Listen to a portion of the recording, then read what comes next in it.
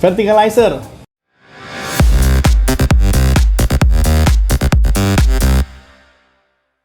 Hari ini sangat spesial.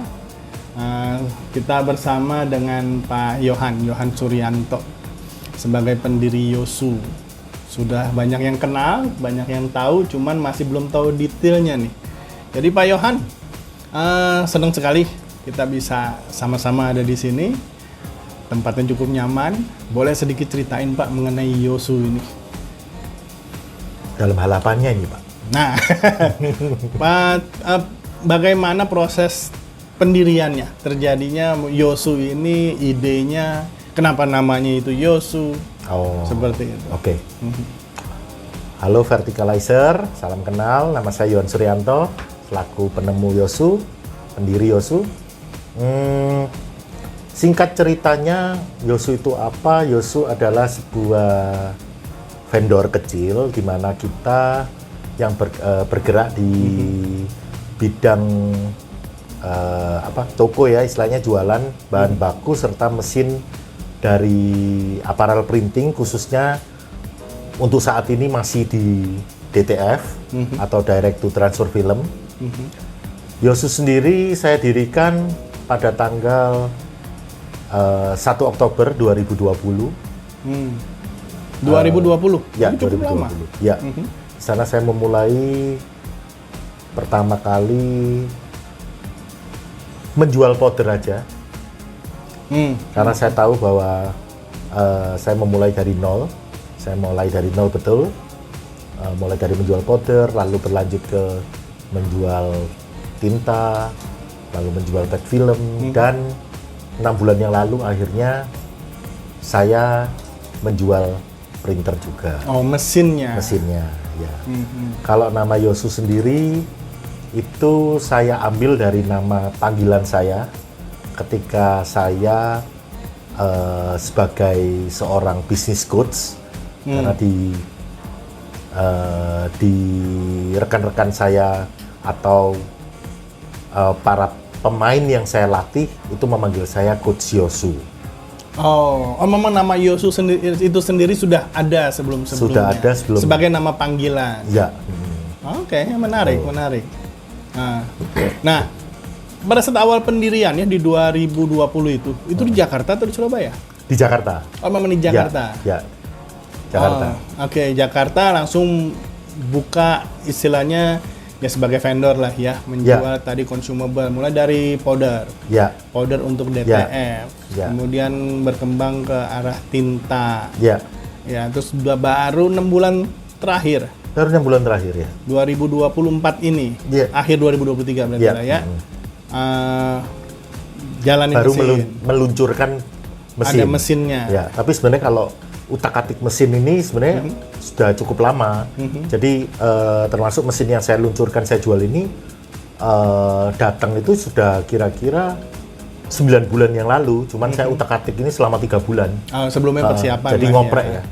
Ya, ngopreknya udah cukup lama. Karena printer itu pada dasarnya semua sama. Semua bisa melakukan beli sendiri ke Cina kalau memang tahu jalurnya, tahu channelnya, tapi belum tentu ketika datang ke sini itu sesuai dengan hasil yang kita inginkan. Dipersiapkan dulu ya settingnya. Jadi saya oprek, saya utak-atik dan sebagainya, sehingga saya bisa menemukan apa yang saya nggak cocok itu saya bisa laporkan atau kita infokan ke pabrikan supaya dirubah sesuai keinginan saya. Apa yang mesti disesuaikan? Mungkin tambah catatan juga, saya memang memulai 1 Oktober, tapi mungkin saya mengenal bisnis DTF ini itu sejak 1 Juli 2020. Jadi saya adalah bisa dikatakan salah satu orang yang pertama utak-atik DTF. Dan pada saat itu saya masih bekerja di perusahaan sebuah vendor juga, vendor printer juga di tempat lain. Oh ya, memang sebelumnya sudah ya memang di tahun 2020 itu kan juga DTF memang baru-barunya muncul ya. 1 Juli tepatnya. 1 Juli masuk ke Indonesia adalah 1 Juli 2020. Oh, oke. Saya aja nggak tahu gitu spesifik. Saya ingat betul karena saya yang mengadakan penjualan itu pertama di Indonesia. Oh, memperkenalkan DTF di ya. Indonesia. Oh, luar biasa, Pak. Nah, dari tahun 2020 sampai tahun 2023 kemarin ini baru menangani mesin. Biasanya kalau orang kita bermain digital printing itu kan biasanya mesin dulu baru consumable. Ya. Kenapa? Karena yang pertama ada dua alasan ya. Yang pertama adalah saya belum menemukan pabrikan yang bisa memfasilitasin keinginan saya. Untuk mesinnya nih ya, kebutuhan. Jadi saya ketika berkenalan dengan pabrik itu saya pasti ngomong dulu. Ketika saya maunya kayak gini, mau gini bisa ngikutin saya nggak? Oke. Nah, kebanyakan nggak bisa. Dan pada kira-kira 9 bulan yang lalu atau setahun yang lalu sih lebih tepatnya, karena kan ada proses membuat dan proses pengiriman dari Cina ke Indonesia. Itu saya menemukan akhirnya pabrik itu, dan di mana saya bisa komunikasi dengan baik untuk memfasilitasi apa yang saya inginkan. Itu yang pertama. Yang kedua, kenapa saya belum jualan printer sebelumnya, baru setengah tahun inilah. Itu karena mungkin alasan yang pertama tetap yang kedua ya ini ya. Cuman alasannya itu karena saya vendor kecil, karena saya mulai dari nol, jadi saya benar-benar merintis penjualan saya ini bertahap. Nah, bukan berarti printer itu tidak penting bagi saya, sangat penting. Cuman bagi saya kebutuhan yang utama itu adalah consumable, bahan, sehingga itu bisa menjadi pemasukan atau income yang rutin. Tapi kalau saya jual mesin dulu, itu kan orang beli mesin belum tentu repeat order lagi bulan depan. Nah, itu pemikiran saya, kenapa saya memakai resource yang terbatas di dalam diri saya, akhirnya ke consumable dulu, bukan ke mesin dulu.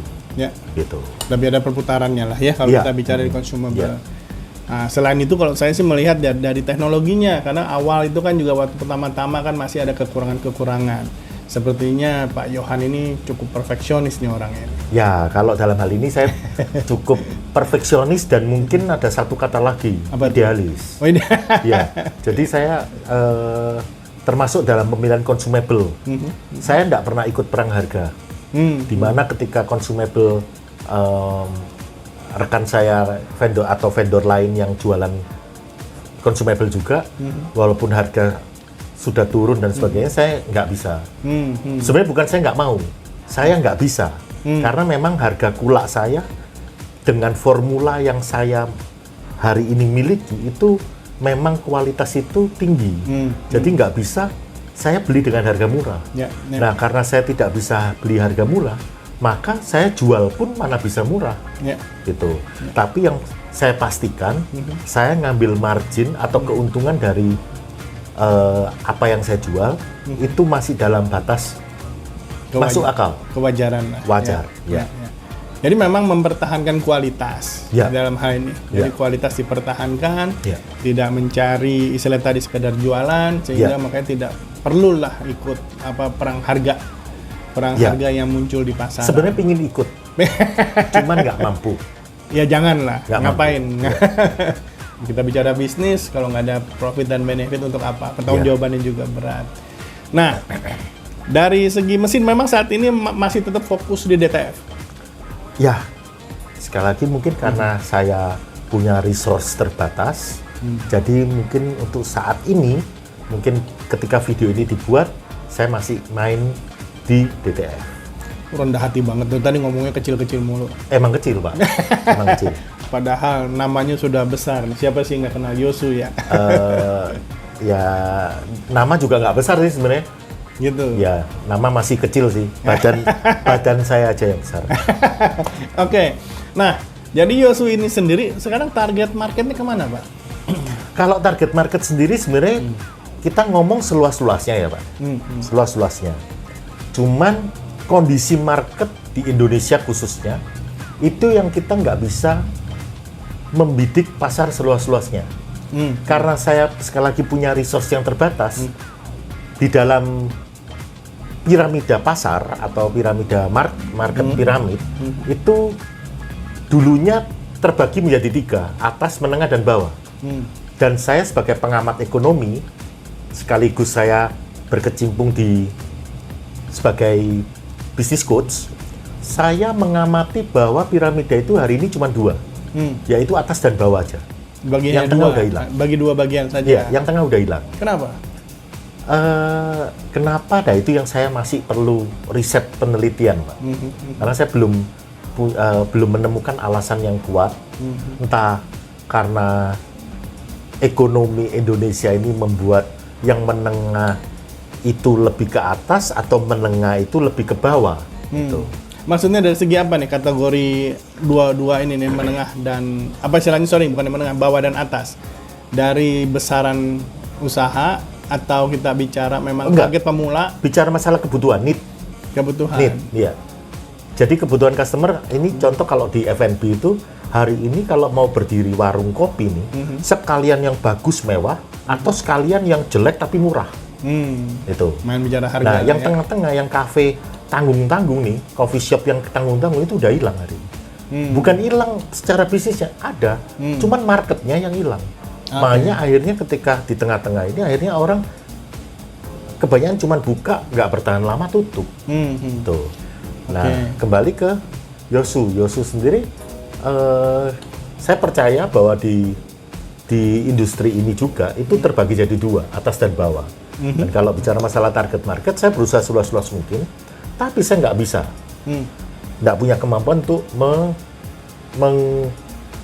nge-grab semuanya.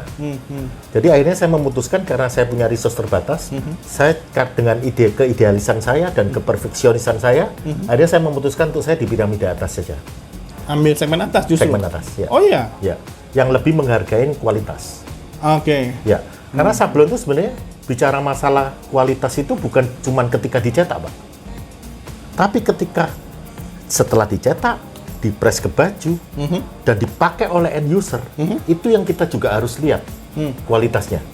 Ketahanan sablon itu ketika dicuci dengan deterjen yang punya sifat panas ya, dikucek dan sebagainya, itu tahan atau enggak?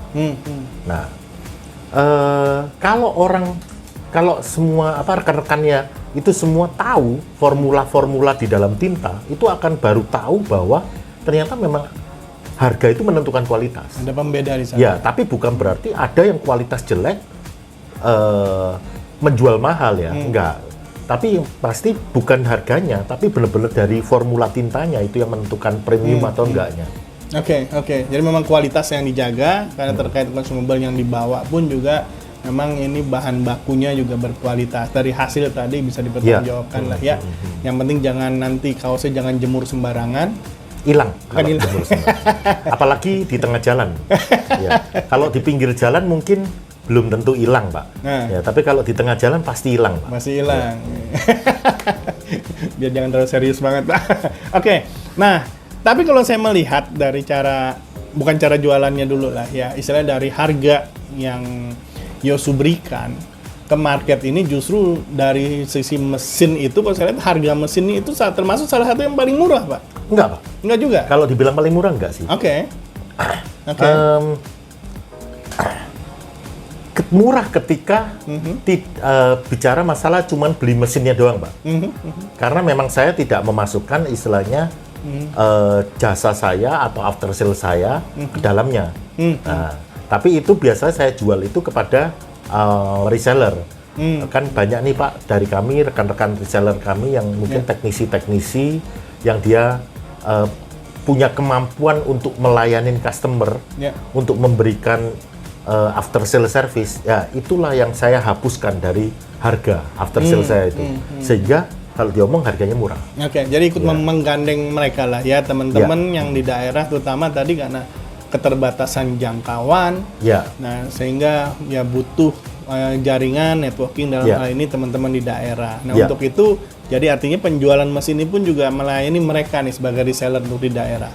Ya, saya welcome dengan para teknisi yang punya kemampuan memang untuk dan kebetulan dapat rezeki ada orang yang beli lalu mereka menghubungi saya untuk menjual kembali, saya welcome. Tapi ada kemungkinan hanya mesinnya saja. Di luar nanti ada consumable-nya atau apa, tanpa consumable memungkinkankah? Untuk consumable untuk saya hari ini mungkin sampai hari ini saya masih pegang sendiri, Pak. Ya karena kita belum, karena margin ya. Karena margin kita itu terlalu tipis, jadi kita itu nggak bisa, takutnya kalau saya ada reseller yang ambil ke kita, itu takutnya nggak puas dengan cuannya, Pak. Karena marginnya yang udah tipis. Sebenarnya kalau kita ngomong margin saya itu, kalau saya set normal seperti margin pada umumnya vendor lain menjual consumable, harga tinta kita nggak semurah ini, Pak. Justru kita ini ngalah karena kita pangkas habis margin kita supaya tetap bisa dinikmatin oleh para pelanggan, supaya terjangkau lah ya. Jadi para pemakai itu. Ya, jadi tinta Yosu termasuk berarti juga apa tadi powdernya, Ya, jadi pet filmnya juga. Oh ya, pet film juga, jadi tetap terjangkau untuk semua orang. Tapi tetap ya Pak, harga kita nggak termurah. Oh ya. Tapi kalau masalah kualitas, saya selalu berusaha untuk menjaga. Termasuk saya sangat ketat banget ya ke pabrikan Cina, di mana saya pernah ketika datang itu pasti saya cek dulu, saya tes dulu. Ada ketika formula menurut saya nggak bagus, ada perubahan atau apa, itu saya buang.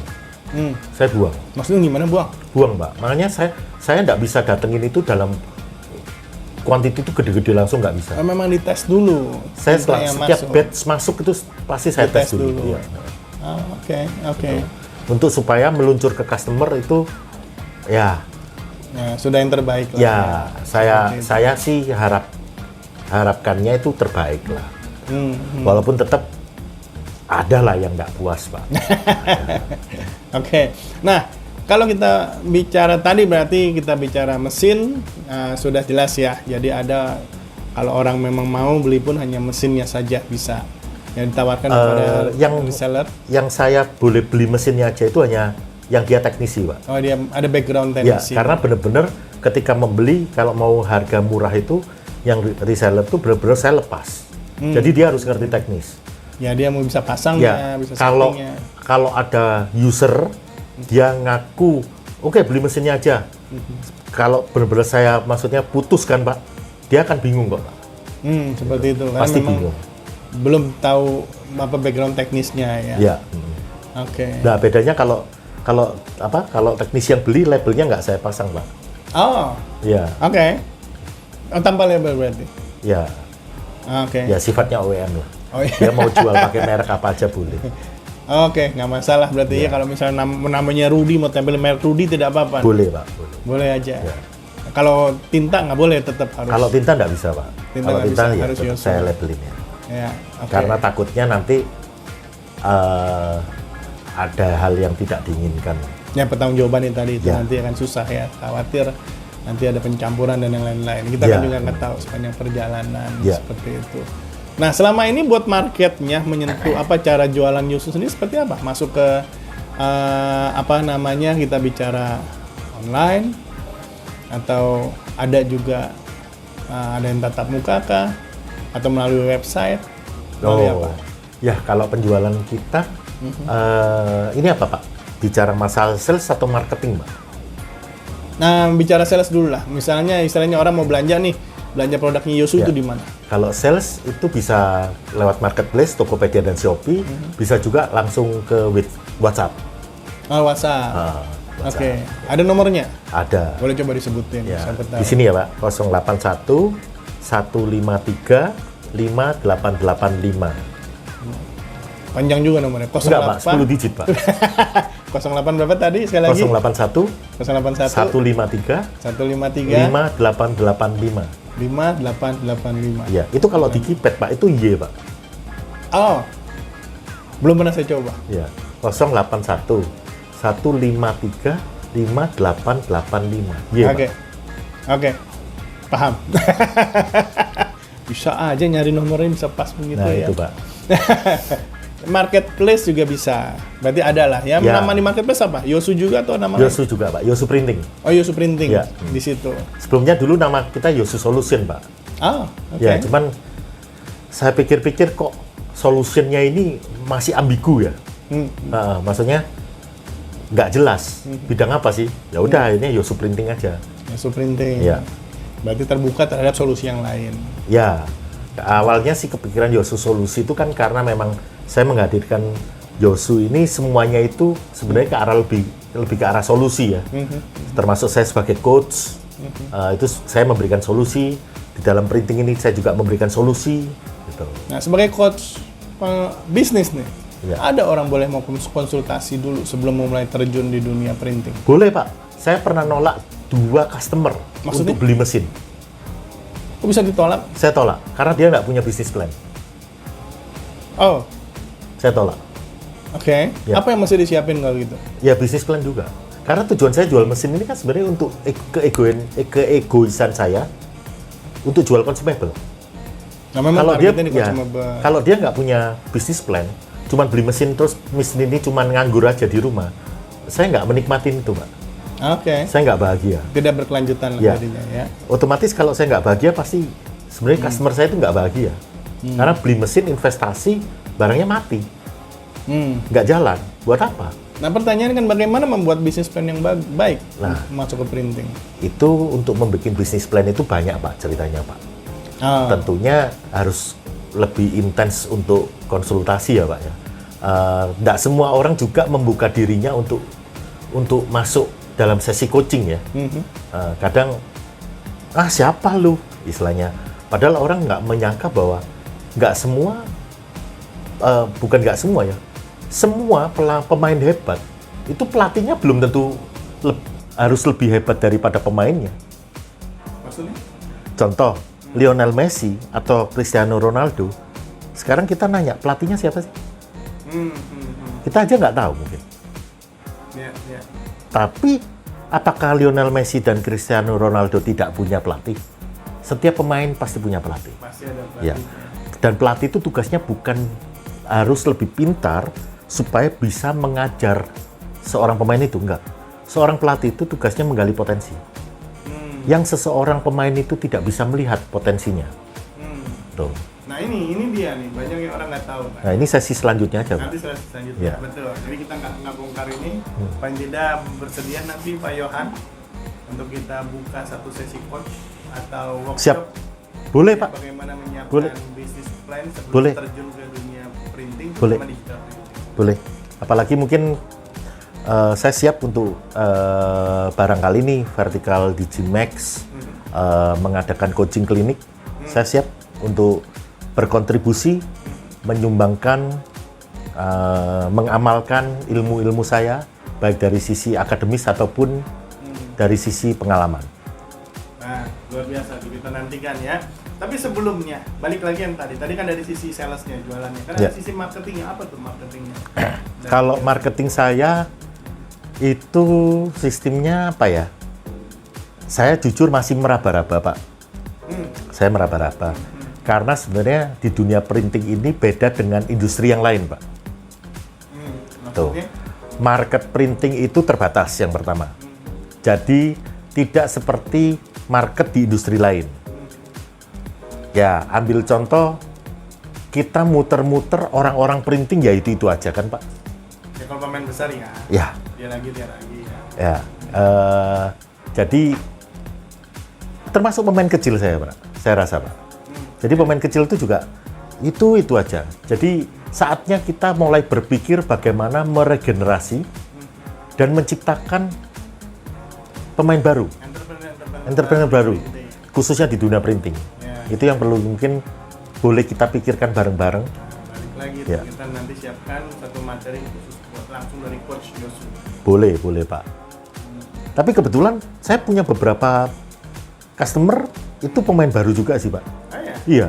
Nah itu berarti ada pendampingan dari Pak Yohan. Karena kalau kita bicara orang yang baru belajar tadi kan, Iya. Pak saya mau dong masuk ke bisnis printing ini nih. Untuk itu saya perlu mesin, ya. Nah cuman kan kalau kita bicara tadi kan ngomong bisnis plan, belum punya Pak, belum ada gambar. Nah, itu biasa saya ngajak obrol, Pak. Hmm. Terus rencananya mau kayak apa ke depan? Mau bikin kayak gimana? Terus pemasarannya mau kayak gimana? Ya. Oh, begini, saya punya saya punya kekuatan di sini. Jadi saya mungkin di awal itu selalu saya nanya itu SWOT-nya, Pak. Oh, SWOT-nya. SWOT-nya, Pak. Ya, Oke. Ya udah, nah habis dari SWOT itu baru diolah, Pak. Mulai ditantang. Yakin. Saya nggak saya jualan mesin itu seneng, Pak, untung. Tapi kalau mesinnya sampai nggak jalan, saya nggak seneng, Pak. Gitu. Karena saya bukan cuma cari duit, saya butuh duit.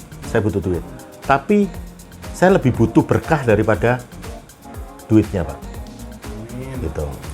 Jadi kalau memang itu bisa membawa berkah, saya dapat berkah, itu pasti karena customer saya juga dapat berkah.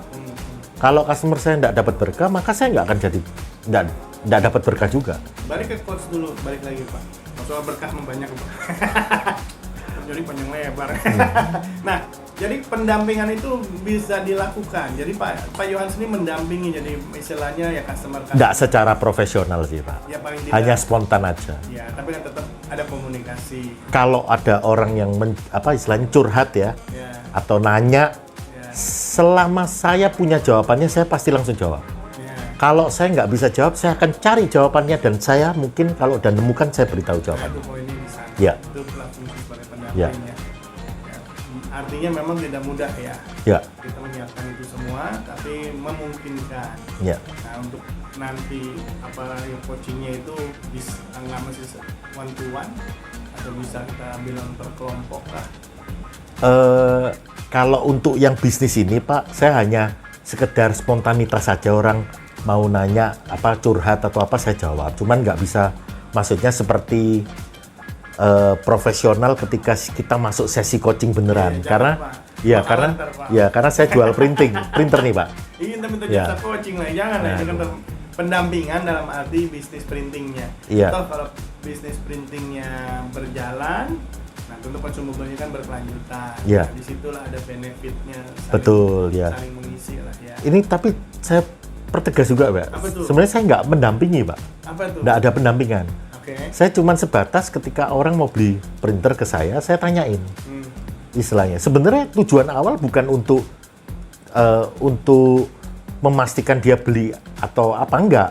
Sebenarnya lebih memastikan kebutuhan dia itu printer yang mana. Awalnya itu sih. Dia cukup yang printer 30 cm atau yang 60 cm. Ada beberapa macam jenis printer. Dari segi ukuran. Betul. Dari ukuran pun itu ada namanya beberapa jenis kecepatan.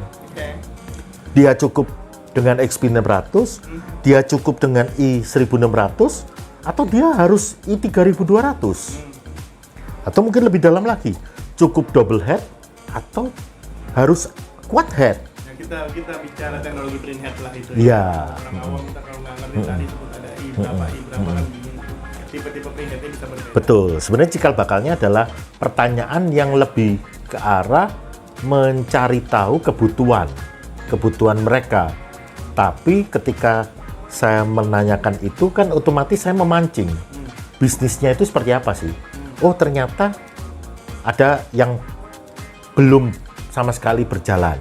Baru mau buka. Nah, di situ saya mulai mancing. Rencana ke depannya apa? Kayak gini. Baru ketika semuanya itu jawaban menurut saya nggak jelas, saya langsung tembak ke dia. Jangan dulu deh, coba aja terima pesanan dulu, maklon dulu aja. Maklon, setelah bisnis itu jalan, udah settle, stabil, walaupun sedikit atau banyak, yang penting lancar. Dimulai dulu. Barulah beli mesin. Gitu. Disitulah saya tadi poinnya, saya menolak customer. Bukan saya serta-merta menolak. Kamu enggak boleh beli mesin saya. Enggak dong. Jangan hubungi saya lagi enggak? Enggak. Dia pasti lari ke tempat lain akhirnya. Gitu kan. Iya, buat saya sangat menarik. Jadi selama ini saya hanya mengenal istilahnya cara jualan tuh ada educative selling. Kali ini hal baru nih, konsultative selling. Jadi nggak secara langsung, tapi kan ada konsultasinya dulu. Kalau memang belum waktunya ya disuruh tunggu dulu, sabar. Kalau memang sudah waktunya ya tipe apa yang cocok sesuai dengan anggaran dan lain-lainnya lah. Ya ya kan, seperti itu. Ya. Bahkan customer yang selama ini beli tinta pun juga kan tetap diperbolehkan kan untuk Boleh. kontak dan bertanya Ya, ya apabila ada sedikit trouble yang dihadapi dan yang lain-lain. ya. Karena saya memang orangnya suka apa ya? Kalau ada sesuatu masalah itu saya suka apa ya? Berpikir kita temukan solusinya. Siapa tahu itu masalah juga nantinya mungkin kalau yang belum saya ngalamin nanti suatu saat saya ngalamin. Nah, itu kan bisa juga buat saya sendiri. Gitu. Setuju. Nah, tadi sebutnya ada media sosial apa aja nih bisa di mana kita bisa melihat Yosu? Oh, kalau media sosial cuman Facebook sama Instagram aja, Pak. Namanya sama. Namanya sama Di IG Yosu juga Printing, iya. Cuman kalau yang di IG kan ya sebenarnya sosial media kita juga sebenarnya hanya penuh ucapan-ucapan aja, Pak, kalau hari raya dan sebagainya. Kita lebih ke arah interaksinya itu lebih ke arah komunitas-komunitas di Facebook ya. Mungkin sebut aja kayak ada beberapa sebenarnya banyak ya. Cuman mungkin yang cukup punya anggota besar itu mungkin DTF Indonesia atau untuk yang vendor user DTF Indonesia atau juga komunitas kaos DTF DTG Sublin ya. Itu cukup besar anggotanya. Ya, justru itu, tapi kan bagi pemula kan biasa suka malu-malu Pak kalau masuk ke komunitas yang besar. Ya mudah-mudahan nanti Yosu juga bisa membuat komunitas satu yang khusus nih sebagai pengguna Yosu. Sebenarnya isinya membernya juga sama itu aja, Pak. Iya. Jadi kenapa kita harus akhirnya roti ini istilahnya rotinya itu sama gitu loh, Pak. Buat apa kita harus pecah-pecah roti ini? Toh rotinya ini jadi rebutan. Makanya dari awal saya tidak membuat grup komunitas DTF. Ya, karena toh ya owner dari grup komunitas ini juga kawan-kawan kita semua juga. Toh saya juga masih diperbolehkan masuk ke dalam grup itu dan saya juga boleh kok berjualan gitu. Ya justru kalau itu kan yang istilahnya kelompok yang sudah mapan, teman-teman yang sudah terjun ya kan. Ya. Kalau pemain baru, pastinya masih agak sungkan, malu. Enggak juga sih, Pak. Mereka biasa langsung messenger, Pak. Direct message, Pak. Langsung atau hubungin BA. Jadi semua orang bisa kontak Yosu secara langsung, ya. Ada di media sosial, Bisa. Facebook maupun IG. Ya. Oke, Verticalizer demikian perbincangan kita dengan Pak Yohan Suryanto. Hari ini sudah cukup panjang lebar. Kita nantikan Pak berikutnya ya terkait dengan seminar atau apa yang bisa nanti kita kerjakan bersama. Siap. Terima kasih Pak Yohan. Terima kasih, Pak. Kok nggak dada juga sih, Pak? Dada juga, Pak. Nah. 3, 2, 1, oke.